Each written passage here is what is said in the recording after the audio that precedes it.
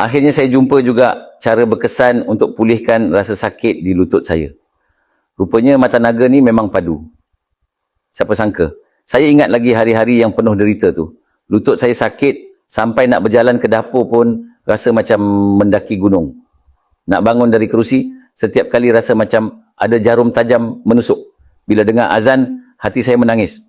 Sebab solat saya hanya mampu dilakukan sambil duduk. Malu, sedih, semuanya bercampur. Saya cuba pelbagai cara. Makan ubat, pergi fisioterapi, sapu minyak panas.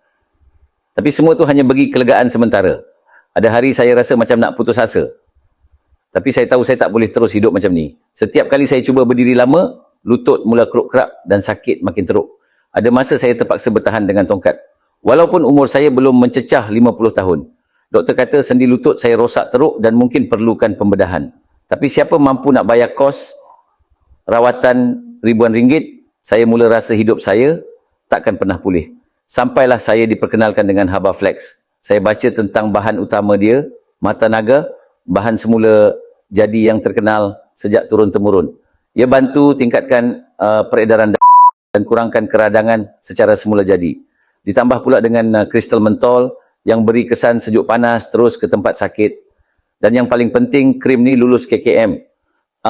Jadi saya tahu ia selamat. Saya mula sapu Haba Flex setiap pagi dan malam. Kali pertama guna pun saya dah rasa perbezaannya.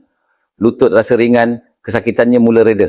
Dalam seminggu, saya dah mampu berdiri lebih lama. Lepas 2 minggu, saya boleh berjalan tanpa sokongan. Kini saya bukan sahaja boleh solat berdiri, malah saya boleh jogging ringan di taman.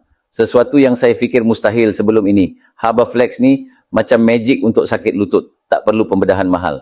Tak perlu ubat-ubatan kimia.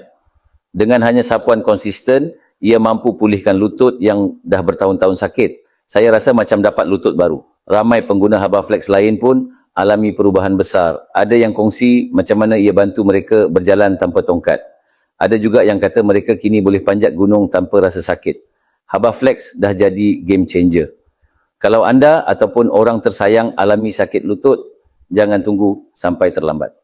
Tekan beg kuning sekarang untuk dapatkan Haba Flex. Bagi peluang untuk mereka rasa hidup yang lebih selesa dan bebas dari kesakitan. Kadang-kadang, jawapan untuk masalah kita lebih dekat daripada yang kita sangka. Haba Flex adalah buktinya.